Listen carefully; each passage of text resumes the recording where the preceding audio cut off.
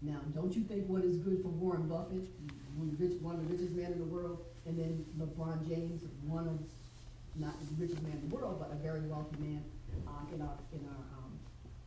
helping our communities.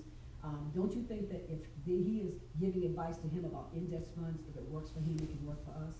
Now keep in mind, we don't have to have millions to put in an index fund. We just have to start where we are. What we have is what we use. You go, if you have hundreds, you invest hundreds. If you have thousands, you invest thousands. If you have millions, you invest millions. But the reason that Warren Buffett talks about investing in these index funds is because they're safe, and his number one rule is don't lose money. And the way that we don't lose money is we don't put our money in variable accounts that are based off the stock market, because unless you are willing to take that risk when the stock market drops and lose money, and most of us don't want and really can't afford. I know I don't like losing money, and most of us don't like to lose money. And because we don't, it is so important to really make sure that we are not investing in areas that we cannot afford to take the risk. Your financial appointment. What happens when you're on a financial appointment? I just want to give you some areas of what we do with our client. We talk about increased cash flow. Increasing cash flow, we talk about the opportunities that you have with what your income is. We talk about debt snowball. If you have debt, we talk to you about how to snowball your debt, how to make sure you pay it off early, or whatever the time frame is that we can speak with you about doing that based on your income. Number two, we talk about college planning. I talked about that $1 Million Baby Fund. That $1 Million Baby Fund can be set up, a grandparent can set it up, or a parent can set it up. And we talk about that when we're on appointments with you. We talk about education solutions to whatever it is, because some children don't want to go to college. They might want to go and do a skill. You still need to maybe want to plan for that future for them if they want to go to some type of technical school or pursue a skill or be an entrepreneur. A lot of young people today are being entrepreneurs. We need an emergency fund. They have online accounts that will help you determine how to set up emergency funds if you don't have a plan budgeting and setting up setting up emergency funds. There's multiple ways of doing that. Number four, proper protection. We need to make sure in our communities we are properly protecting ourselves. I'm not just talking about protecting ourselves for death, because remember, insurance today is not just about dying. It's not about just leaving somebody. You work hard to put a policy in place to leave your family just the beneficiary of the money. It's about the living benefits. The living benefits, the LB, living benefits, meaning that policy is if I can't work or something happens to me, it's paying me if I have a chronic, critical, or terminal illness. That is really one of the major crusades I'm trying to pour out to our communities that we don't know about, because so many of our people don't have living benefits. And all it is it's attached to your insurance policy. You're just paying for life insurance, and it's attached to that. But so many of us have these old insurance policies we've had for a long period of time. So many of us don't know about it, so we don't know that we need to maybe upgrade our insurance policy, or even maybe get a secondary one or a third one, because I know people who have multiple insurance policies.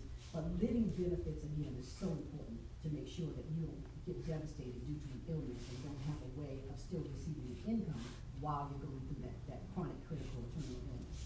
The IUL, that's the Index Universal Life that I talked about with Warren Buffett, and the index strategies, being able to invest in a safe place that's going to get you high returns, but your money is locked in when the stock market drops. Build wealth. We talk to people in appointments about building a family bank. We talk to them about rolling over their IRAs into a fixed index annuity, that's an FIA. Because if you have money sitting in a 401k that needs to be rolled over in a fixed index annuity, at least it's out of the variable market. Because remember, the 401ks and 203bs, if you're a school teacher, and TSPs, if you're in the military, they're all in a variable market, which means that if we have a recession tomorrow and the market drops, all of us who have money in those accounts are going to lose money. So that's really something we need to talk about with the financial profession, and talk about how do I safeguard and protect my finances. And number six, preserve wealth. We have what's called an Everest plan. It actually has a safe place where you can actually go to if you do have any type of issue with a death in the family. It pays out right away, because some insurance policies require that you have to wait a period of time before they give you a payout. If you have an Everest plan, it pays you out within 48 hours, so that you can go on as you're dealing with the bereavement and plan for the things you need to plan for. It also has wills and trusts and lawyers all built into that package. They help you put things together, because a lot of times people don't go talk to attorneys about putting a will together. If you own real estate, you have children, and you wanna leave that real estate to somebody, you need to have a trust. Because if you don't, it's going through probate. And a lot of people in our communities don't understand that. Oh, I own this house, I left it to my son. Well, I sold a house several years ago for a young lady, her mother died, and we put it on the market, but we couldn't do anything until it went through probate. And she didn't know that because they weren't educated on, her mother could have set up a trust and put it in that trust. Then it would have transferred to her. And we wouldn't have had to wait till the court system took it through probate. I don't know how many of you all know that Chadwick Boseman right now didn't have his financial affairs in order. Yes, you could be wealthy and still not put your financial affairs in order. His wife right now is still fighting to get all of the wealth that he left for her because she's going through probate. She hasn't been able to touch any of that right now, but she's spending money for attorneys to fight to get the state to turn that money over to her. And meanwhile, while she's fighting to get that money, the state is taking money out of those savings because they get paid to manage that account while it's in probate. So there's just a lot of things that we as a community have to start getting educated on, because lack of information is really all it is between the middle class and the wealthy. Lack of information. And the more information that we have, the better decisions that we can make. I am very, very, I'm very, very supportive of insurance. And the reason that I am, and the reason I push insurance, because financial advisors, they push variable accounts. Financial professionals, we push insurance accounts, insurance policies. The reason that we do that is because investment, more so, the IUL. That Warren Buffett has a ton of IULs. They're insurance policies. Warren Buffett told LeBron James to invest in index funds. It's an insurance policy. We don't even understand that, and you'll see on the screen, oh, it didn't change. You'll see on the screen that $22 trillion is invested in insurance by Bank of America. Bank of America is one of the biggest banks out there, and they have $22 trillion in insurance. Why? Because the backbone of America's wealth is built on insurance. And we need to really understand that as a community. And Wells Fargo, 19. I mean, the reason that they do is because they're making money. I mean, they take the money that you put in the bank, in these savings accounts, and they invest it in these IULs and these index funds. And they don't even have a life. Think about that. The bank don't even have a life. There's no life that they have that they're putting this on. They're investing this to make money. So if it's good for the bank, keep in mind, if it's good for the bank, Bank of America, it's definitely gotta be good for us. So I wanted to share this because I want people to really see that the backbone of America is investing in insurance. And insurance is really how the wealthy actually has gained most of their wealth. If you've ever heard of the Rockefellers, there's a book out there called What Would the Rockefellers Do? Pick up that book. It tells you how the Rockefellers built their wealth through insurance policies. I just wanted to show them some recommended reading. And these are some books that I recommend that you read. And the reason I do is because this year's, and the Rockefeller's book that I talked about is The Bottom Right. The reason that I recommend these books is because these are books that, as I mentioned earlier, we have to start reading and educating ourselves in our communities. The millennials have to start reading and educating themselves, because if the millennials are not getting this from their parents, because their parents didn't get it from their parents, we're passing down generational lack of knowledge. It's hard to pass down generational wealth if you're passing down generational lack of knowledge. So please take a screenshot of these books and start reading them. I actually brought two today that I'm gonna give away to the two ladies that stayed. So I have two I'm gonna give to you today since you two are here, to get your reading started. Because once you start reading these books, everything that I said today, you're gonna say, oh my gosh. You're gonna say, oh my gosh, I did not realize how much knowledge that I did not know in terms of building family wealth for my family. Please take a screenshot and read these books. There are 20 ways that we help you when we meet with our families. We give you a world-class financial education. We teach you how to save money in the right places. We achieve high rates of return on your money. Next slide. Okay. Did you all get the picture?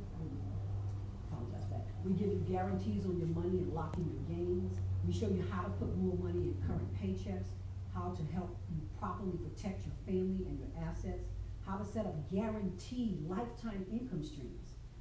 to replace your income with living benefits, as I talked earlier, and long-term care. Do you know, before I go into this, I just wanted to just interject with something personal.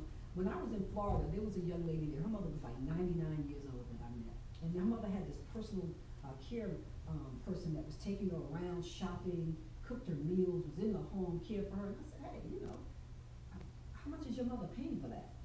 And she said, I don't know. My mother set that up a long time ago. Because at that time, my mother was in her early 80s. She's 84 today. And Medicare, what do they get? Medicare, okay? It doesn't cover that. So even her secondary insurance didn't cover that. So if we don't have long-term care policies in our communities, we don't get any of that. And that's also what separates our communities from the middle class to the wealthy, or just we don't know. And again, in all our getting, we gotta get understanding, and we gotta get knowledge of what we need to do to better plan for our future. We set up estate plans, living trust, and a will to avoid probate. Now, we don't personally do it as financial professionals. We just refer you to attorneys. They actually do that just to ensure that we understand that. We get you out of debt and keep you out of debt. We teach you how to do the debt snowball if you have debt. We set up the same plan that the wealthy use to send their kids to college. And let me just say this about that. Number 11 is, if you are a parent out there and you have a 529 account, what I would like you to know about that 529 account is that when your child decides to go to college and you actually apply for financial aid, you have to disclose that you have that 529 account. And when they decide to determine how much you're going to receive in financial aid, they're going to base that determination on how much you have in that 529 account, including your income and everything else. Well, on the $1 Million Baby Plan, and we say baby plan, but you can set it up at any age for a child before they go to college. The IUL that we set up is the Index Universal Life. You don't have to disclose it. It doesn't weigh on if your child goes to college. And matter of fact, to back up, the 529 account can only be used for education. So if you don't go, your child don't go to college, somebody's going to college because it has to be used for education. Whereas the IUL can be used for anything you decide. If you want to buy them a car, if you want to buy them a house, if they don't want to go to college, you can use that money for anything you like. So really, that 529 account, I don't advocate it because I actually, when my children were young, people were trying to sell it to me. I didn't even know what I know now, but thank God I didn't get one. I ended up investing in some other vehicles. I didn't know about the IUL when my children were young, but they have them now, thank God. Number 12 says, teach you how to become your own bank. We need to start setting up family banks and passing down generational wealth. We talk about how you can do that. Take advantage of free signing bonus on your retirement money. The baby boomers are retiring at a large percentage right now. And all of these companies are fighting to get that money, What I mean by that is they're offering 10%, 20%, 15% just for you to roll over your 401k into a fixed index annuity. So if you got $100,000 in a 401k and you roll it over and you receive a 20% bonus, you're opening your account with $120,000 instead of $100,000. So just know, and it's not just for baby boomers. You can, if you want to roll it over, if you left a job. Now you can only roll it over if you no longer paying into it with that place of employment. But if you actually have any money sitting, it doesn't just have to be 401ks. If you have money sitting anywhere, you can actually come into an inheritance, sell a house and have extra money. You can put that money into a fixed index annuity. It's safe. It's not based on a variable market, so you don't have to worry about losing money. And then you also can set up income payments where you decide at whatever age you wanted to start paying your income. And this is another way how you plan for your retirement in your future to ensure you don't run out of money. Instead of taking that $100,000 out and start buying everything with it, and believe it or not, money goes really fast when you start spending it. I know we all probably have experienced that. Yes, she said yes, absolutely. We also help you set up a tax-free retirement. Because when you get ready to retire, the last thing you need is to have to pay taxes on money you work hard for all the years that you've been working. We also upgrade your life insurance plan for free if you're eligible. I talked about upgrading from those old life insurance to a life insurance policy with living benefits, chronic, critical, and terminal illness. If you don't have an insurance policy that has chronic, critical, and terminal illness, you have an old insurance policy. Insurance policies today have chronic, critical, and terminal illness. Now again, you have to qualify for them, but every insurance policy you got to qualify when you take it out anyway. Also, we determine your financial independence number. That FIN I talked about earlier, how much money does it take for me to start saving or have when I decide I want to retire at 65. Our biggest fear in life is running out of money. As we age, our biggest fear, and as you get older, jobs are not as plentiful because they're hiring millennials. They want young people creative with ideas. I'm not a millennial, but when my kids are, and my daughter just got an amazing job in California paying money that at her age, I was like, they pay 30-year-olds that kind of money? So just know that it's so important to know your FIN, or your financial independence number, so that you can actually plan for your future. We help you save money on taxes for individuals and business owners. If you're an entrepreneur out there, we have things that are key person insurance. A lot of us don't know about that. If you are an entrepreneur, you can be a hairstylist, and you can make, and I know I have family members that are hairstylists that make almost $200,000 a year doing weaves and all of that. And if something happens and that person can't work, that's their livelihood. What are they gonna do? They should have a key person insurance policy, which means that if you can't work, you get income paid because you can't work until you can start working again. There's so many things that we don't know that's not in our communities that's available to us in terms of information, because we don't have financial professionals knocking at our door. We're not making appointments with financial professionals. So it's so imperative for us to meet with a financial professional. I talked earlier about, I'm not an advisor. I don't charge a fee. I don't put you in variable markets. There's nothing that a financial professional should put you in where you lose money. We don't invest in anything that's gonna cause you to lose money. That's those brokers at Merrill Lynch and all those other places where you go and you invest and they put you in stocks where they're gonna get paid the most, actually. So just be mindful of that. And then the last few, we show you how to make a six-figure income part-time or full-time. This is a business where we're on a crusade to get more people to get involved in it, because I'm one person. The more people that are out there doing what I do, the more of us that can be touched, and the more of us can actually receive this information. We help you transfer wealth to the next generation and leave a legacy for your family, and then also take advantage of a financial plan. So these are just some of the ways that we help you, but we tailor it to the family when we're meeting with you. And we do Zoom appointments. We know this is COVID, but typically we'll do a Zoom appointment if the person is uncomfortable with us coming into their home. Back before COVID, we were meeting everybody in their home, but now probably 99% of our appointments are done by Zoom.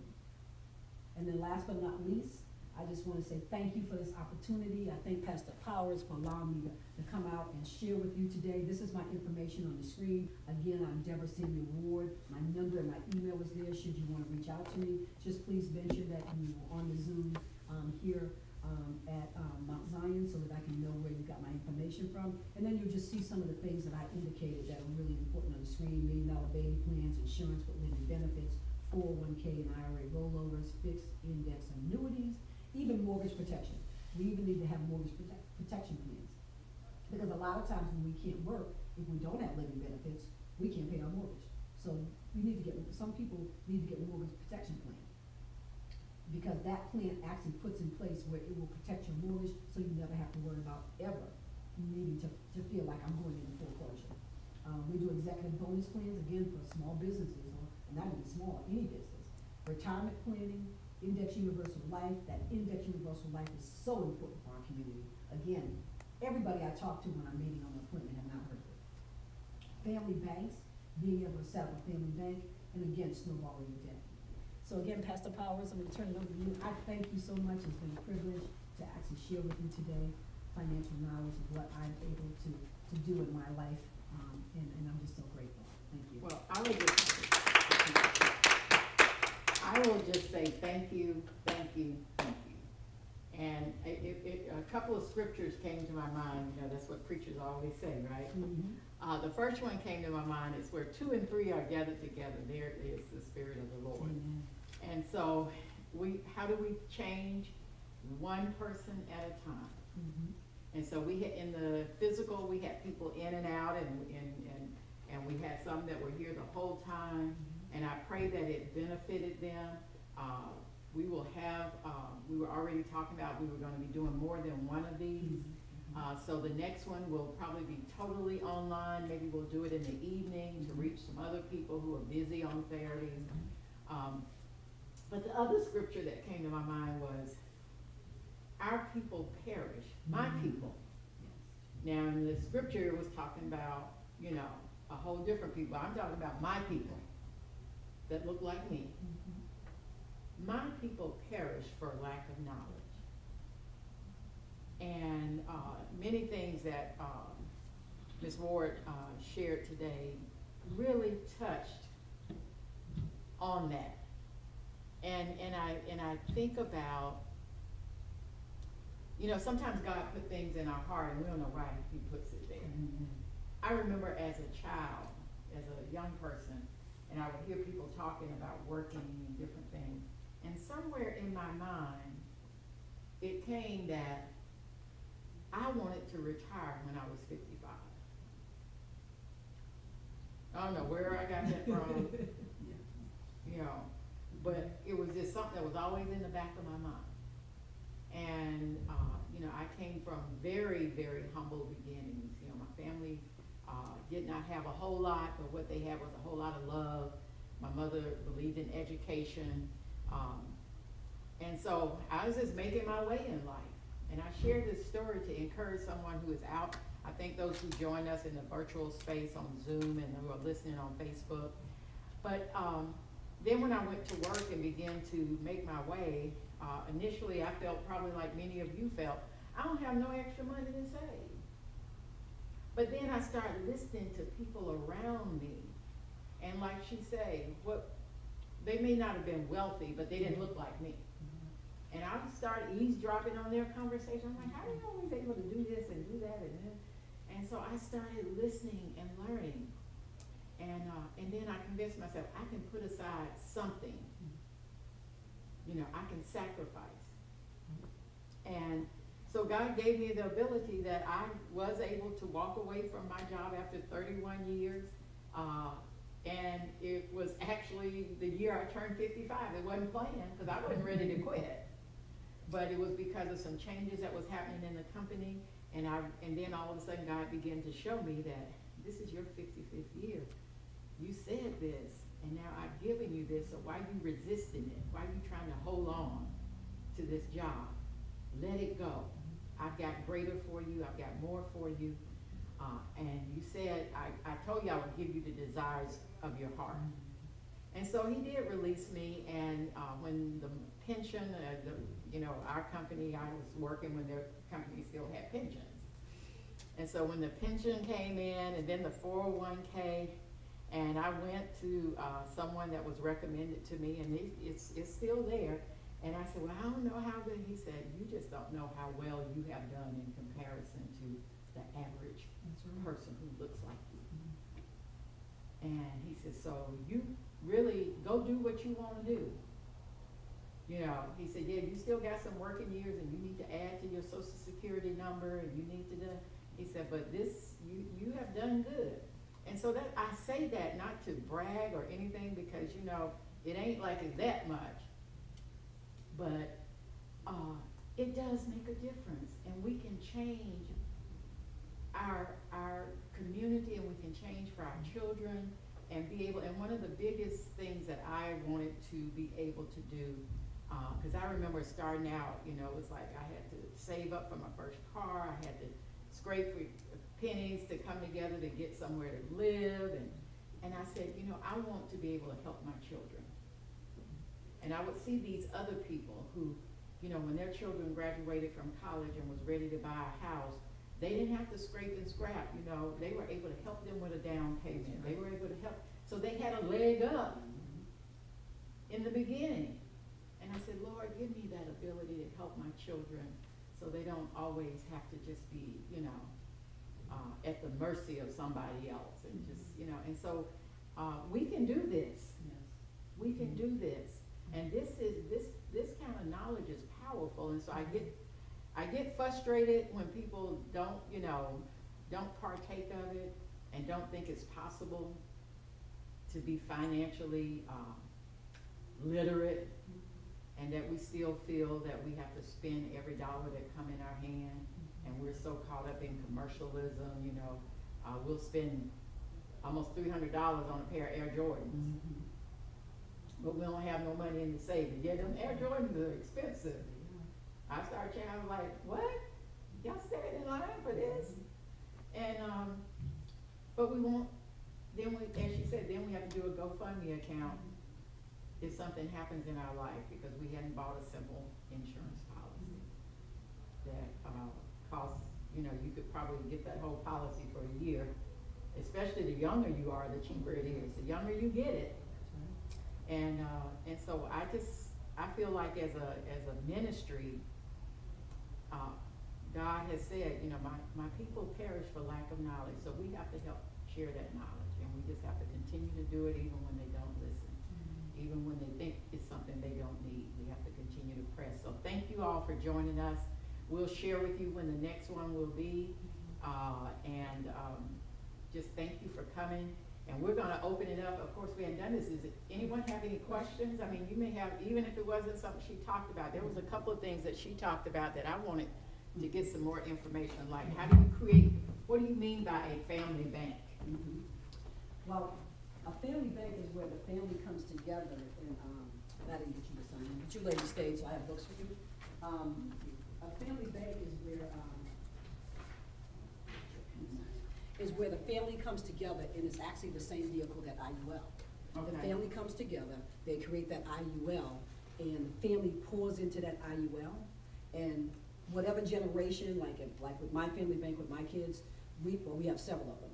We have one that built for my daughter, one built for my son, and then we have one that's built where I'm the owner, they're the owner too. But what happens is we're pouring money into them. So when they have children, they're the owner. But a family bank with the IULs, I don't know if you're familiar with the Index Universal Life. My mouth is so dry from talking. But you can actually transfer that over to anybody. So if you start one now, if you have children, I advocate if any of you have children, open them now for your children.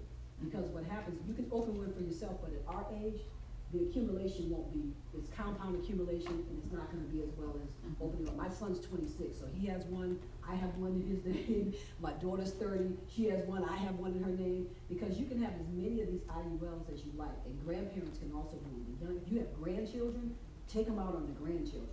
It's gonna be amazing savings when you take it, and there's no qualification. The reason that I didn't personally do it on myself is because I had something that when I tried to do it, they prohibited me from doing it because they was like, medical wise. So they wouldn't do it. So it was fine. I didn't care because I shouldn't have been doing it on me anyway. I'm 60. So at 60, I should have been doing it on my child anyway. So that's how God works in mysterious ways. Because the first thing I did when I first got into finance, I was like, I got to get one before I realized the advantage of me having one, being the owner. Because if you get one on your grandchild or your children or your child, you're the owner. They're just the insured. Okay. So you own that account. Okay. So it's on your insured life. For example, I did one last week for a young lady on her son. He's 25 or 26. It's a $700,000 death benefit.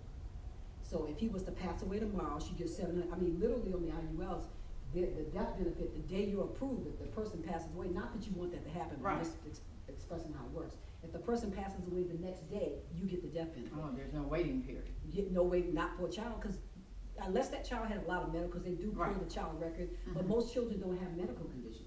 Like my daughter and my son, they might have had amoxicillin for something, that's not anything major. But unless they have any major problems, they're getting approved. They don't even do the blood and urine. They would, see, for us, they do it. But for them, they don't. Now I had a 40-year-old, they didn't do it on the 40-year-old. She had absolutely nothing out there. They didn't do a blood and urine on her either. They only do it if they see something come up. And the way that I actually got referred to Pastor Powers was through one of the ministers at the church because I helped his family. So when you said IUL, because I know Universal Life, and I've had Universal Life. Did you have an index or a variable? I don't know. Because the index is the one that locks in. Okay, it might have been index. Okay, so if you have it, you never want to get rid of it. You should, hopefully you still got it today. Oh yeah, I do. Yeah, because what happens is that compound interest over the years. Okay. Now the thing about the Index Universal Life, and the reason we need to go over it with people, because it's kind of hard when I'm saying it and people don't understand, because we show you the numbers. When you actually have one of the Index Universal Lives, what happens is they have what's called a 7-pay.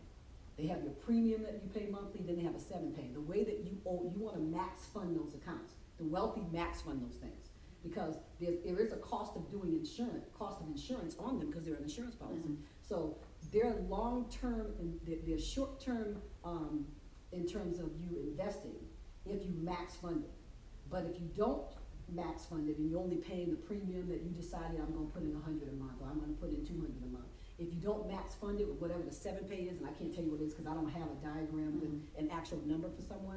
If you don't max fund it, the cost of insurance you're still paying. So it's long-term in terms of you pulling it out. It's 10 to 15 years. So it's not something that you're doing to pull money out tomorrow. That's why we're talking about it being a family bank. Because my kids and I, they're 26, 30, we're like, by the time you all get, and they'll pull out before they get my age, but we're looking at, we have millions of dollars in our family because we created these IULs. And my kids will never have to want for anything. But when my kids were coming up and I was in real estate, and I thought I was doing good. I was making $200,000, $300,000 a year, and I'm not bragging, but I had a really good career in real estate. But I didn't know what to do with the money. So where's that money at? I did some investment in money market accounts, and that they weren't giving you anything. But with my children, I opened up what's called an UGMA. I don't know if y'all are familiar with Uniform Gift to Minor Act. I opened up an UGMA because that's all I knew about. And I opened up a trust fund for my son. And that's how he went to train at IMG Academy, which is where Serena and my daughter went to Howard, and we were able to have the money for her to go to Howard. She's a graduate of Howard.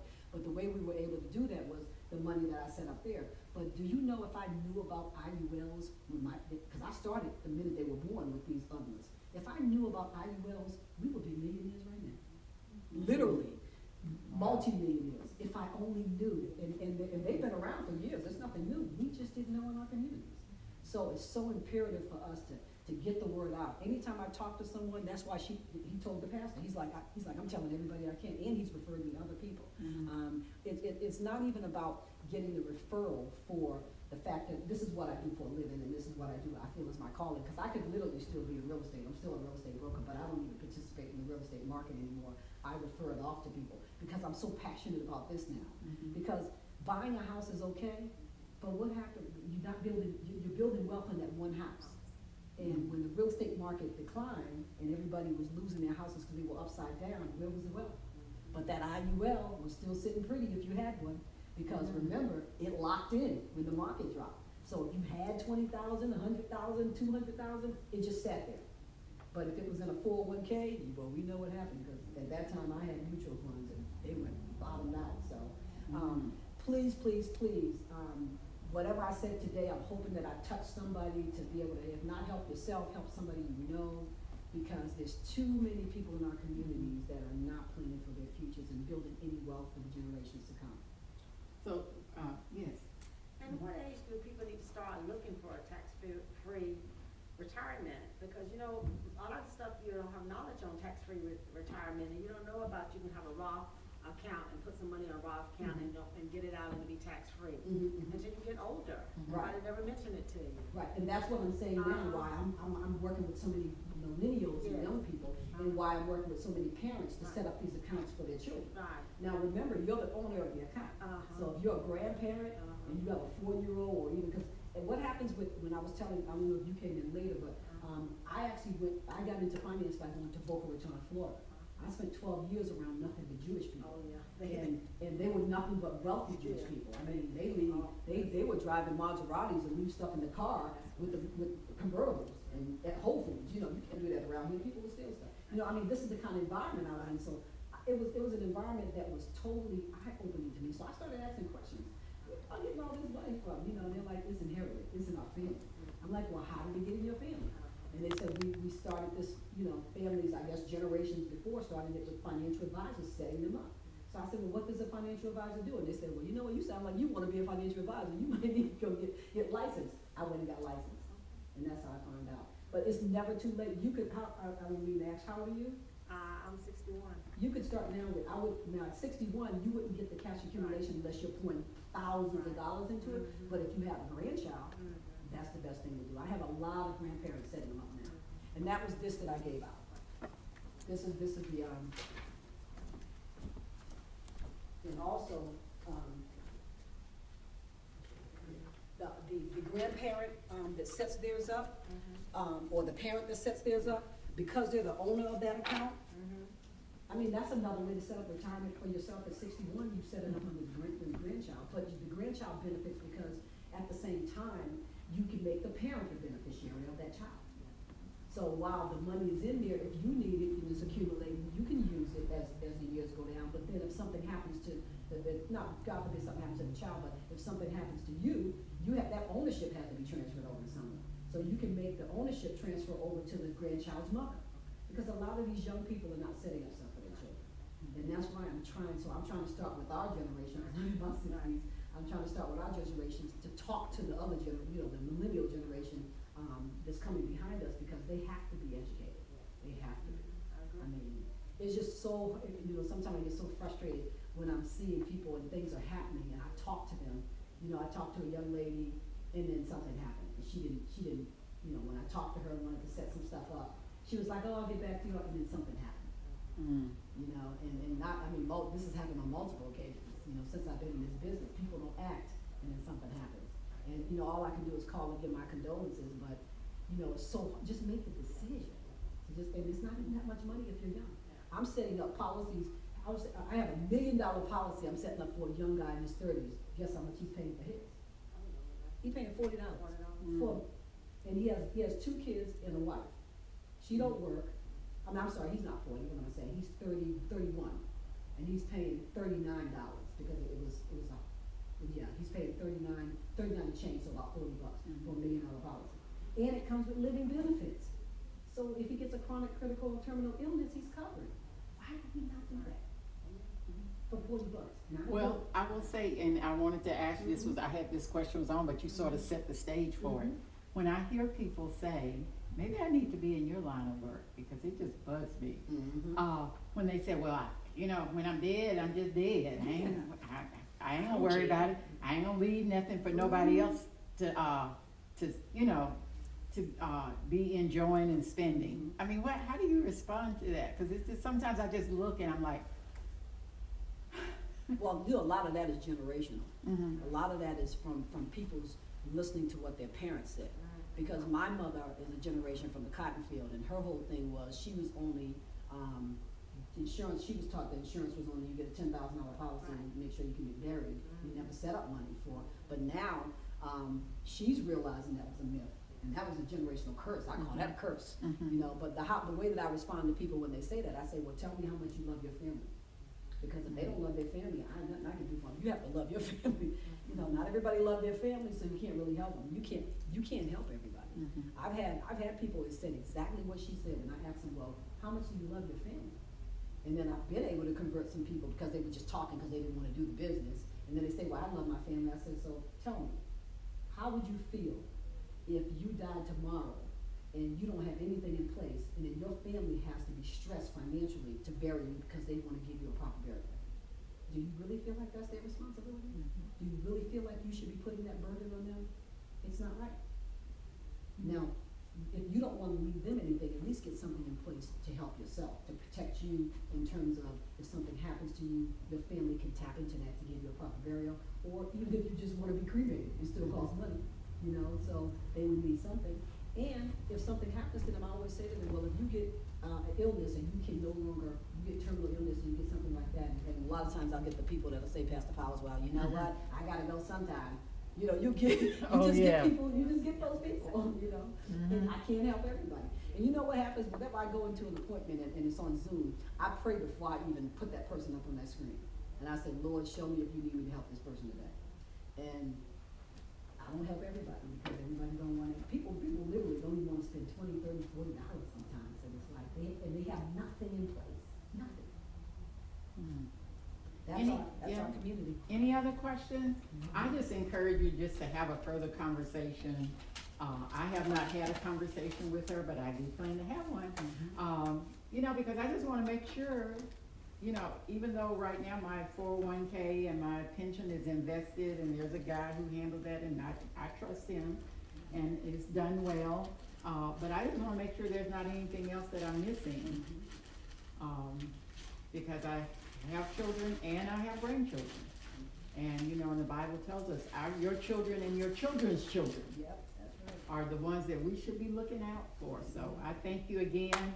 We're going to shut down our live feed, and I encourage you all, hopefully you've written down Ms. Ward's information, and we'll be sharing with you when the next session will be, probably in about a week, because I know she told me she didn't want you to forget what she went over today, and maybe she'll do a little brief recap on some of the high points, especially that financial what was it, your FIN number? PIN number, yep. financial Your independence. FIN number, not your VIN number for your vehicle, or your EIN number, which is, Exactly. for tax purposes, but Right. your FIN number. So thank you so much, and thank you all for joining us